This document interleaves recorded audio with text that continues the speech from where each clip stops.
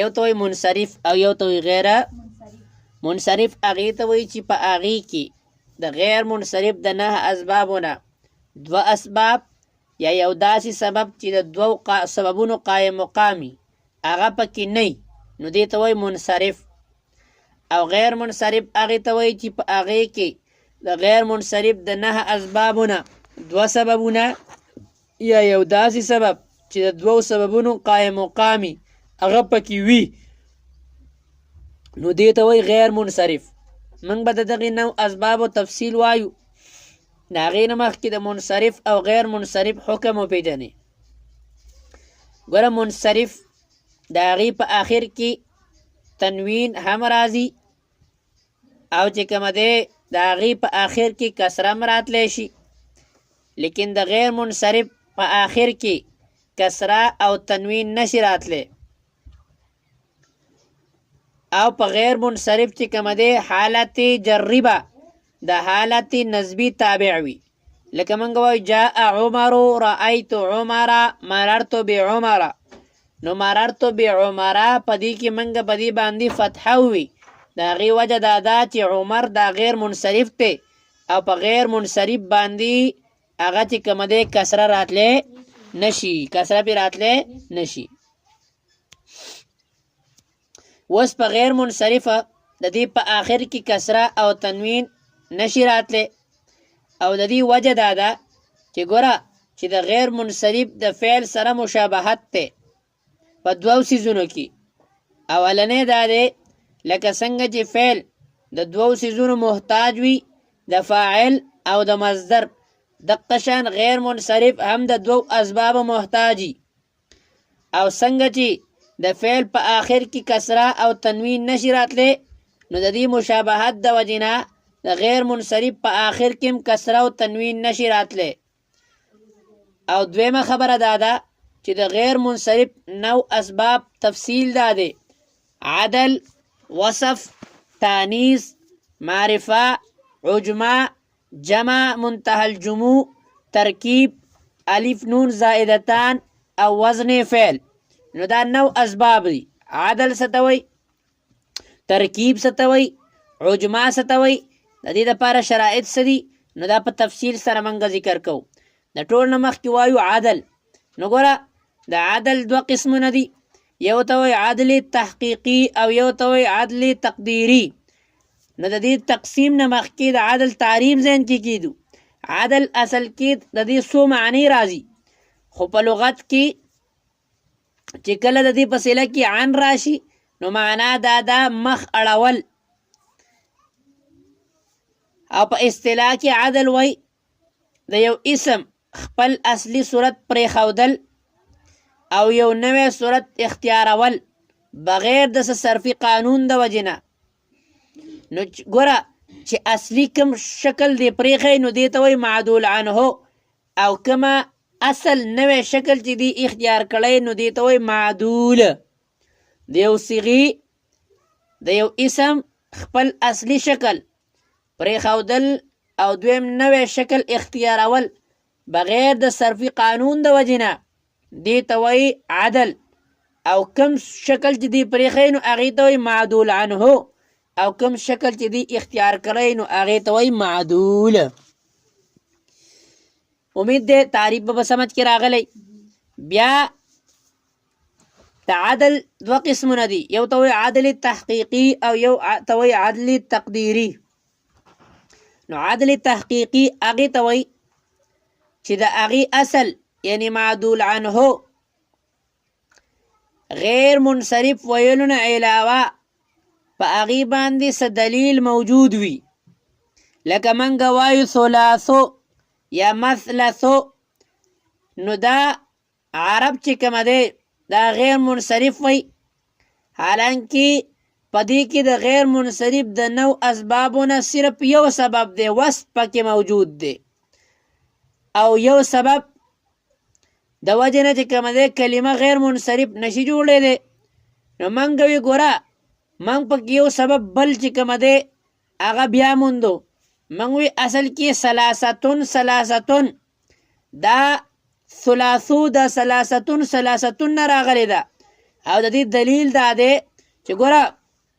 په دې کې د هر یو معنا ده 3 او قانون دا دی چې د معنی تکرار دلالت کوي د الفاظو په تکرار باندې. نو چون کې دلته ثلاثو یو لفظ دی، لہذا منګ وی نه یو لفظ په دوو معنو باندې په تکراری معنا باندې دلالت کوله، نو لہذا د اصل کې راغلی د ثلاثتون نه. نو اصل کې بدی کې چون کې اصل کې الفاظ دو دي او اغي ثلاثو د خپل اصلي صورت پریخې دی او اصل کې ثلاثتون کنه، نو هغه پریخو او یو نوې شکل اختیار کو چې هغه د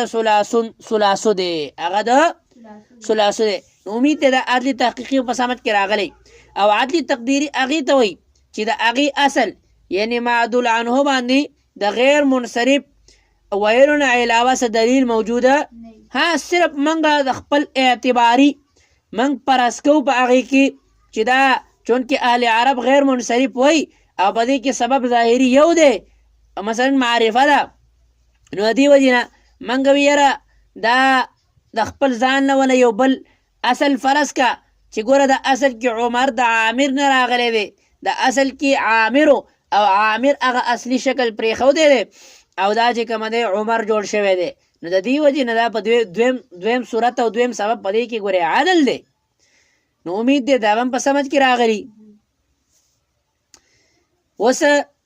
دویم زمونږ سره دی وصف لغوي معنا ده بیانول،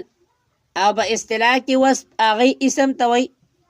چې په یو ذات مبهمه باندې دلالت کوي، په داسې ذات مبهمه باندې چې په هغې کې چې کومه دی د صفت اعتبار شوی وي، لکه احمر دا په داسې ذات باندې دلالت کوي چې په هغې کې چې کومه دی د سرخۍ او د سروالي اعتبار چې کومه دی شوی دی. احمر چاته وایي؟ هغه سړي ته وایي چې هغه د سرخۍ سره صحیح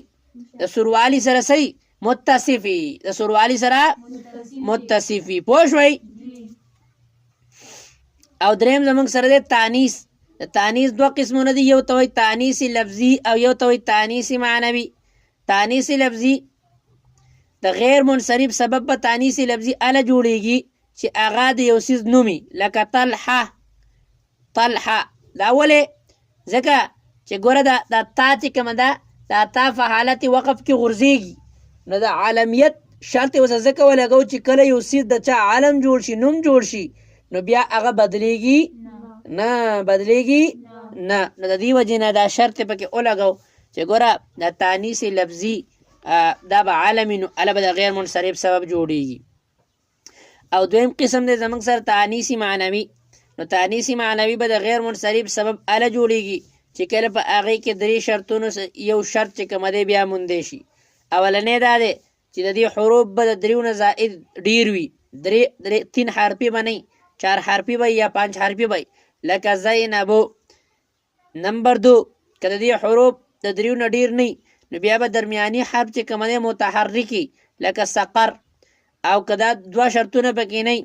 نو بیا به چې کومه دی دا عجمی عجما به پکې عجمی زبان لفظ به لکه ماهو جورو دا دواړه چې کومه دی د خار نوم دی او دا 2 الفاظ چې کومه دی یو ځای شوي دي نو عجمی زبان لفظ دی. د دې وجې نه که چېرته دا شرط پکې و نو بیا به د غیر منصرف سبب جوړیږي، او که دا شرط پکې نه و د غیر منصرف سبب به جوړېدی نشي. نمبر 4 معرفه تاسو پیژنئ معرفه. نو معرفه به د غیر منصرف سبب اله جوړیږي چې کله هغه د څه څیز نومي لکه احمدو. باقي چې کومه دی معرفه به معرب باللام وغیره وغیره، معرفه به ضمیر وغیره وغیره، دغه چې کومه دی د غیر منصرف اسباب جوړېدی نشي. ولې ګوره معرفه به معرب باللام چې کله الف لام په غیر منصرف داخل شي نو موږ دا ویلو چې په غیر منصرف باندې کسره راتلی، خو چې کله په الف لام داخل شي نو بیا به کسره راتلی شي. نو معرفه معرب باللام خو معرفه چې کومه غیر منصرف هغه د غیر منصرف د حکم نه وباسي، د غیر منصرف نه وباسي. نو معرفه معرب باللام یا معرفه بالضمیر وغیره وغیره دا چې کومه دی څه نشي جوړېدی غیر منصرف سبب جوړېدی، صرف په یو سبب جوړېږي معرفه به علم. او عجما یعنی عجما هغه لفظ چې د آدمۍ ژبې نه عربۍ ته چې کوم دی منتقل شوی او عرب هغه په خپل ژبه کې استعمالی، او دا به هم د غیر منصرف سبب اله جوړیږي چې کله دا د سیز نومي، یو سیز نومي د چا نومي او د دوو شرطونو نه څه پکې یو شرط هغې چې کوم دی بیا موندی شي. اولنی شرط دا دی چې د دریو حرفونو به زائدي لکه ابراهیم، او که چېرته دا درې حرفي و دا درې حرفي و زائد نه و نو د درمیان والا حرف متحرک لکه شطر. اوس ګورئ دا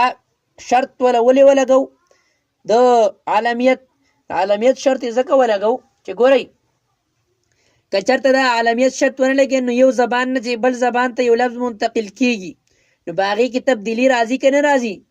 راځي به که نه؟ او موږ دا وی چې په عالمیت کې تبدیلي راځي نه، نو د دې وجې نه د عالمیت شرط ولګو، عالمیت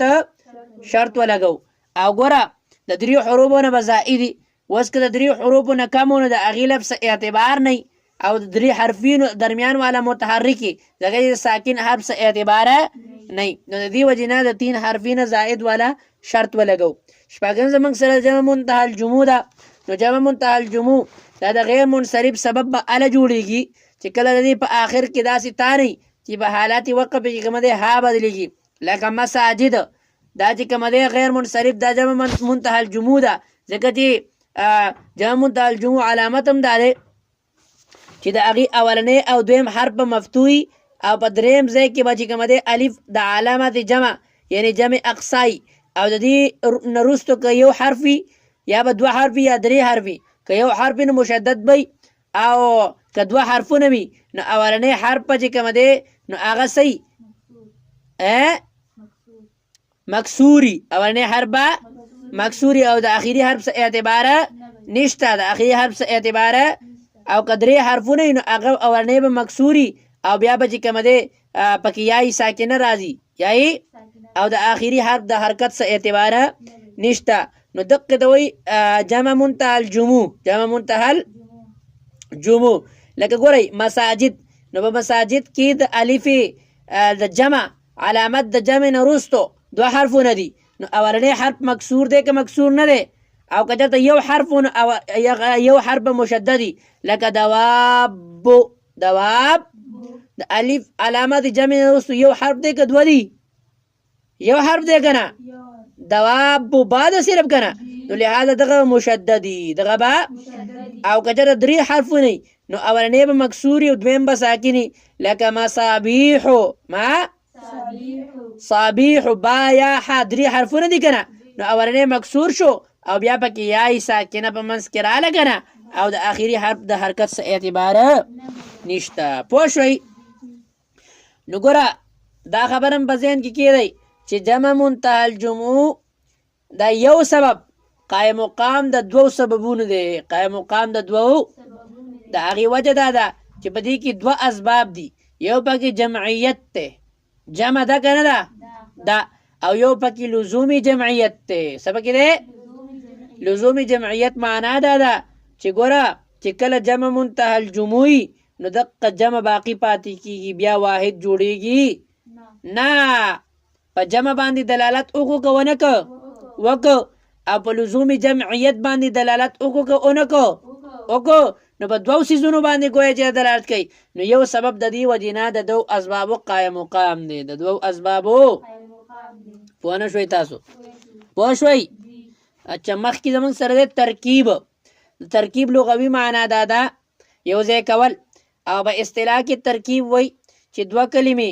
داسې یو ځای شوي په داسې طریقه باندې یو ځای شوي چې دویمه کلمه حرف ته چې کومه دی متضمنه نه وي، حرف ته متضمنه نه وي، نو ترکیب چې کومه دی دا د غیر منصرف سبب اله جوړیږي چې په دې کې چې کومه دی نو 15 شرایط 6 شرایط چې کومه دی دا نه وي. اولنی دا دی بعض شرایط به پکې وي او بعض شرایط به پکې نه وي. اولنی دا دی چې دا به د چا نوم وي، د چا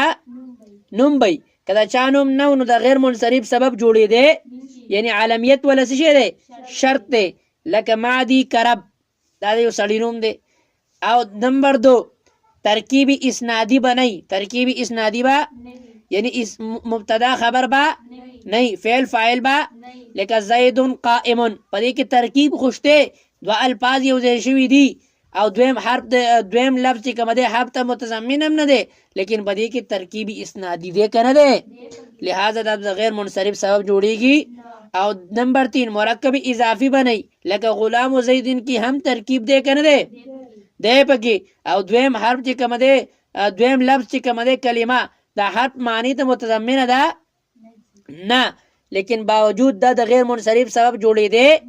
ولی ځکه دا مرکب اضافي دی مرکب او مرکب توصیفي به هم نه مرکب لکه رجل عالم دا مرکب توصیفي دی که نه دی که نه او دویم حرف چې کوم دی دویم کلمه دویم اسم دا حرف معنی ته متضمن هم نه دی لیکن بیا مرکب منصرف مرکب د ترکیب چې کوم دی غیر منصرف جوړی دی دا هغې وجه دا ده چې دا مرکب توصیفي دی نمبر 5 مرکب بنایی به هم نه مرکب ولی 11 دا اصل کې 11 که نه او دویم کلمه چې کوم دی د حرف معنی ته متضمنه ده که نه ده او نمبر 6 مرکب صوتی بنئ مرکب لکه سیبویه سیبا پوه نه شوئ تاسو او اتم زمونږ سره چې کومه دی هغه الف نون زائدتان دی الف نون زائدتان نه مراد هغه الف او نون دی چې د اسم په آخر کې واقعي او د فاعل لام کلمې په مقابله کې نه راځي د فاعل لام کلمې په مقابله کې او دا دواړه الف او نون د اسم په آخر کې زائد وي د صفت په آخر کې زائده که د اسم په آخر کې زائدي نو بیا به دا د غیر منصرف سبب اله جوړیږي چې کله په دې دا عالمو د چا نومو د چا څه شو لکه عمرانو دا اسم دی که نه دی که صفت دی اسم دی که نه لہذا دا د یو سړي نوم دی د دې وجې نه د غیر منصرف سبب جوړیږي لکه سعدانون دا منصرف دی ولې چې دا چې کوم دی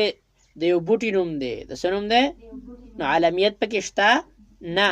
علمیت پکې شته نه نو د دې وجې نه دا به منصرف غیر منصرف به نه وي او که چېرته د صفت په آخر کې الف نون اضافه شوې وه نو بیا به د غیر منصرف سبب اله جوړیږي چې دې مؤنث د فعلاناتون په وزن باندې نه راځي د فعلاناتون په وزن باندې لکه سکرانو سکرا دا غیر منصرف دی ولې ځکه چې د دې مؤنث سکرا راځي څه راځي سکرا راځي د فعلاناتون په وزن باندې نه راځي او ندمانون دا منصرف دی ولې چې د دې مؤنث د فعلاناتون ندمانتون راځي که نه راځي نو د دې وجې نه دا به صحیح غیر منصرف به نه بلکې څه به منصرف به او آخري کې زمونږ سره دی وزن فعل د وزن فعل نه مراد هغه وزن دی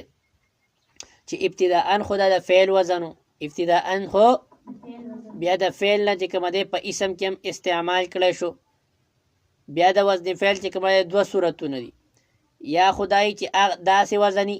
چې د فعل سره خاصي لکه شمره شم پر وزن فعل پر وزن یا هغه وزن داسې چې په اسم او فعل دواړو کې بیا موندی شي نو بیا د غیر منصرف سبب به اله جوړیږي چې کله د دې په ابتدا کې حروف اتینو نه یو حرف وي یو صحیح او په آخر کې چې کومه دی دا تا قبلی نه تا قبلی لکه احمدو بر وزن افعلو او دا په آخر کې تا قبلی که په آخر کې تا قبلوله نو بیا به چې کومه دی نو دا منصرف غیر منصرف به لکه یعملون یعمل دا منصرف ته غیر منصرفه ځکه دې په آخر کې تا راتلی شي که نه یعملتون یعمل پوه نه شوئ تاسو لکه ناقتون یعملتون کار کوونکي اوښه کار کوونکي اوښه پوه نه شوئ اوس ګورئ مخکې موږ راځو الف مقصوره او الف ممدوده دا غیر منصرف بی او یو سبب با د 2 اسبابو قائم مقامی د 2 اسبابو ولی په الف مقصوره او لکه څنګه چې جمع منتهى الجموع کې یو جمعیت ته او یو لزومي دقه شان په الف مقصوره او ممدوده کې یو تانیث ته او یو لزومي تانیث ته یو تانیث ته او یو لزومي پوه نه شوئ تاسو نو د دې وجې نه یو سبب د 2 اسبابو څه شی دی قائم مقام دی پوه شوئ